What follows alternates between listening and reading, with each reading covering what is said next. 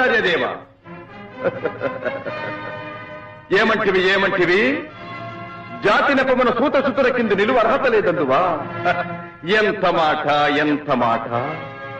ఇది ఛాత్ర పరీక్ష గాని క్షత్రియ పరీక్ష కాదే. కాకూడదు. ఇది కుల పరీక్ష ఎందువా? నీ తండ్రి భరద్వాజుని జననమెట్టిది. అతి జుగుప్సాకరమైన నీ సంభవం ఎట్టిది. మట్టి కుండలో పుట్టితివి కదా. నీది ఏ కులము? ఇంత ఏల అస్మత్ పితామహుడు గురుకుల వృద్ధుడైన ఈ శాంతనవుడు శివసముద్రుల భార్యవు గంగా గర్భమున జనించలేదా? ఈయనదే కులము. నాతో చెప్పించివేమయ్యా? మా వంశమునకు మూల పురుషుడైన వశిష్ఠుడు దేవవేశ్యకు ఊర్వశీపుత్రుడు కాడా?